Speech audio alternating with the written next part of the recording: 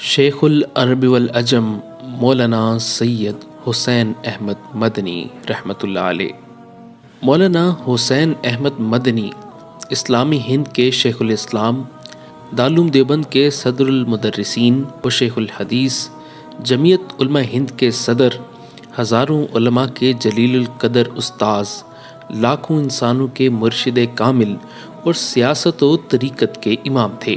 آپ بیک وقت علوم و معارف کے امام، مجلس ارشاد و سلوک کے صدر نشین، عزیمت و استقامت کے پہاڑ، فکر و تواضع کے نشان، بصائر و حکم کے سرچشمہ، زہد و قناعت کے مجسمہ، اخلاق و ایثار کے پیکر، سخاوت و شجاعت کے محزن، میدان صبر و رضا کے شہسوار، قافلہ جد و جہد کے تاجدار اور سلف صالحین کی مکمل و متحرک یادگار تھے۔ آپ کی ولادت 6 اکتوبر 1879 کو یو پی میں ہوئی، جہاں آپ کے والد ماجد سید حبیب اللہ مڈل اسکول کے ہیڈ ماسٹر تھے اور ماں اہل خانہ وہیں مقیم تھے۔ آپ کے والد محترم مولانا فضل الرحمن گنج مراد آبادی سے مرید تھے۔ اپنے علم و تقوی کے لحاظ سے سادات کا یہ خاندان ہمیشہ ایک خاص عظمت اور شاہی زمانہ میں ایک بڑی جاگیر کا مالک رہا ہے۔ آپ نے ابتدائی تعلیم پرائمری اسکول میں حاصل کی۔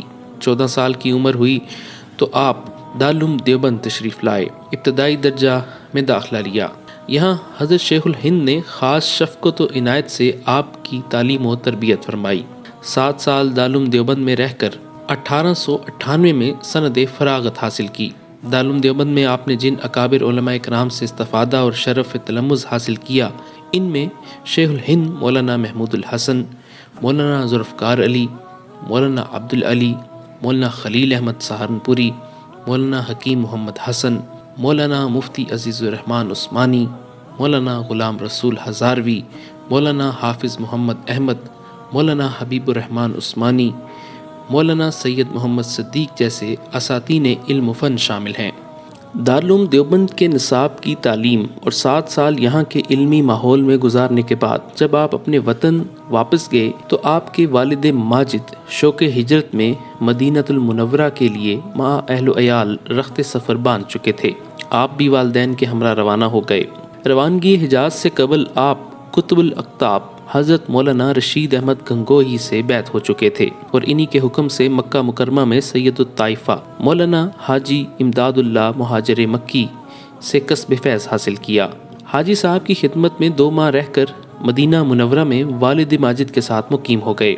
مدینہ منورہ آ کر آپ نے زہد و تقوی، توکل و اخلاص اور سادگی کی زندگی اختیار کی۔ ہر چند آپ نے ہندوستان سے ہجرت کا قصد نہیں فرمایا تھا، تاہم والد صاحب کی حیات تک آغوش پدری کو چھوڑ کر ہندوستان آنا پسند نہیں کیا۔ مولانا رشید احمد گنگوئی نے آپ کو بذریعہ خط ہندوستان بلایا اور اجازت و خلافت سے سرفراز کیا۔ اس سفر میں آپ کو 3 ماہ مولانا رشید احمد گنگوئی کی خدمت میں رہنے کا موقع ملا۔ تنگی و اسرت کے باوجود حسب اللہ و توکل اللہ انجام دی۔ عموماً روزانہ تہجد کے بعد سے لے کر عشاء کے بعد تک 12 گھنٹے تک مسلسل تفسیر، حدیث، فقہ کے دروس و تدریس کا مشغلہ جاری رہتا تھا۔ مختلف جماعتیں یکے بعد دیگرے حاضر ہو کر آپ کے فیضان علمی سے سیراب ہوتی تھی۔ مسجد نبوی میں آپ کا درس حدیث وہاں کے تمام شیوخ حدیث سے زیادہ پسند اور مقبول تھا، اور اس کی شہرت نے مختلف اسلامی ممالک کے طالبان علم کی ایک بڑی تعداد کو آپ کے گرد جمع کر دیا تھا۔ آپ کے درس میں مشائخ اور علماء کبائر شامل ہونے لگے۔ حجاز مقدس میں آپ کو شیخ الحرم کے نام سے یاد کیا جانے لگا۔ حجاز کی مقدس سرزمین اور خاص مسجد نبوی میں ایک ہندوستانی عالم کی جانب اس قدر کشش اور قبول عام کا باعث آپ کے طریقہ درس کی اسی خصوصیت کو سمجھنا چاہیے جو آپ کو دارالعلوم دیوبند کے اساتذہ سے ورثے میں ملی تھی۔ مدینہ منورہ کے قیام کے زمانے میں آپ کئی مرتبہ ہندوستان تشریف لائے۔ 1911 میں تقریباً 1 سال دیوبند میں قیام فرما کر تدریسی خدمات سر انجام دیں۔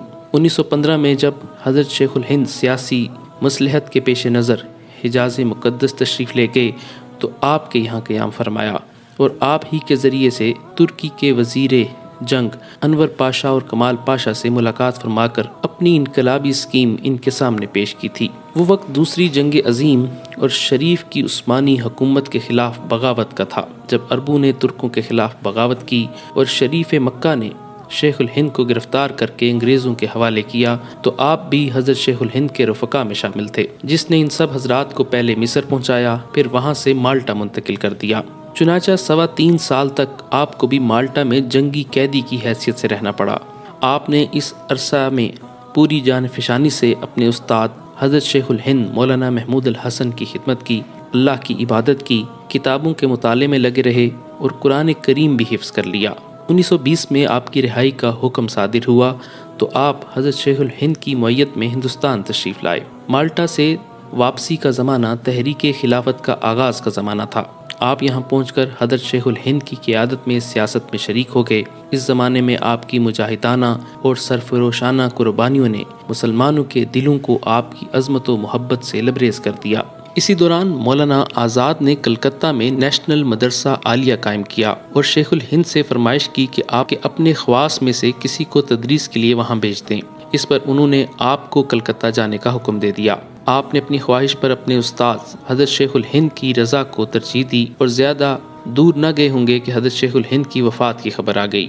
آپ فوراً دیوبند واپس آئے، لیکن شیخ الہند کی تدفین ہو چکی تھی۔ آپ نے دیوبند میں 3-4 روز قیام کر کے کلکتہ جانے کا عزم کیا۔ دارالعلوم دیوبند کے محتمم مولانا حافظ محمد احمد نے آپ کو دارالعلوم دیوبند ہی میں رہنے کا مشورہ دیا، مگر آپ نے کہا کہ کلکتہ جانے کے لیے کیونکہ شیخ الہند فرما چکے ہیں، اس لیے میرے لیے یہی مناسب ہے کہ میں کلکتہ چلا جاؤں۔ اس کے بعد آپ کلکتہ آ گئے اور ایک مدت تک اس مدرسہ میں تدریس میں مشغول رہے۔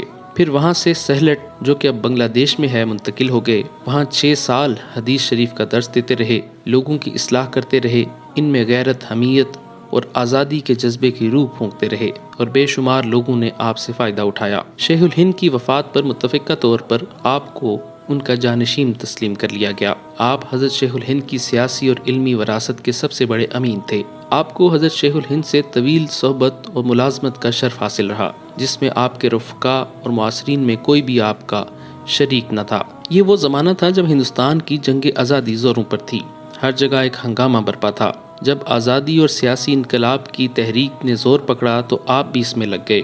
اسی اثنا میں 1921 میں کراچی کا مشہور تاریخی مقدمہ پیش آیا۔ 1921 میں آپ نے مسلمانوں کے لیے برطانیہ کی انگریز فوج میں ملازمت کو حرام قرار دیا اور اس کلمہ حق کا برسر اجلاس اعلان کر کے ظالم انگریز حکومت کا تکبر اور غرور خاک میں ملا دیا، اور اسی کلمہ حق کے اعلان پر آپ پر مقدمہ چلا اور 2 سال قید بامشقت کی سزا سنائی گئی۔ 1923 میں قید کی یہ مدت پوری ہوئی اور آپ کو رہائی نصیب ہوئی۔ جنگ آزادی میں شرکت اور انہماک کے باعث آپ کو اسی طرح متعدد مرتبہ کئی سال تک جیل میں رہنا پڑا۔ آپ کی زندگی کے تقریباً 8 سال قید فرہنگ میں گزرے۔ آپ جہاد حریت کے صف اول کے قائدین میں سے تھے اور آپ نے ملک کی آزادی کے لیے قید و بند کی بے انتہا صحبتیں برداشت کیں۔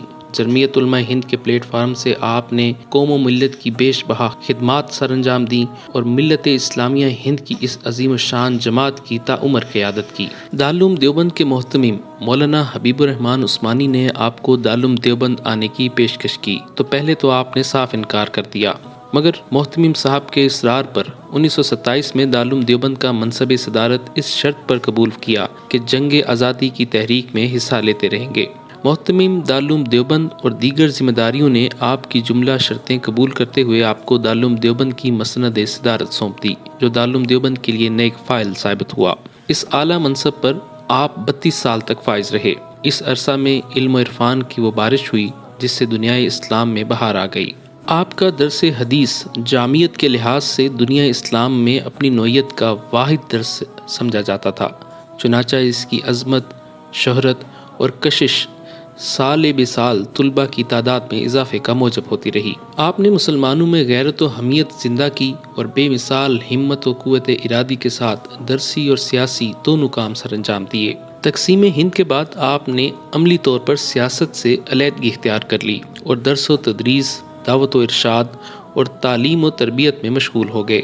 حکومت کے لوگوں سے آپ کا تعلق باقی نہ رہا۔ 1954 میں صدر جمہوریہ ہند نے آپ کو ایک اعزازی عہدہ دینے کی پیشکش بھی کی، لیکن آپ نے یہ کہہ کر انکار کر دیا کہ یہ ہمارے اسلاف کے طرز عمل سے میل نہیں کھاتا۔ آپ دارالعلوم دیوبند میں ہی حدیث شریف کا درس دیتے رہے اور ساتھ میں ملک کے طول و عرض میں دورے بھی کرتے رہے۔ آپ اپنے اوقات کے بہت پابند تھے، راتوں کو جاگ کر اپنے اوراد و وظائف پورے کرتے اور درسی کتابوں کے مطالعہ کرتے اور پھر پوری بشاشت کے ساتھ درس دیتے۔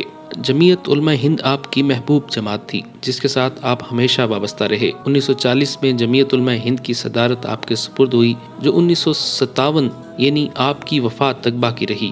17 سال تک یہ علماء کی جماعت آپ کی صدارت میں اپنے کام کو سر انجام دیتی رہی۔ آپ کی تصانیف کی تعداد کم ہے، کیونکہ مختلف تدریسی، سیاسی اور تبلیغی اور اصلاحی مشغولیات کی وجہ سے آپ اس جانب توجہ نہ دے سکے۔ ذیل میں آپ کی کتابوں کی فہرست دی جا رہی ہے: مکتوبات شیخ الاسلام، نقش حیات، الشہاب الثاقب، اسیر مالٹا، متحدہ قومیت اور اسلام، ایمان و عمل، خطبات صدارت، الخلیفۃ المہدی فی الاحادیث الصحیحہ۔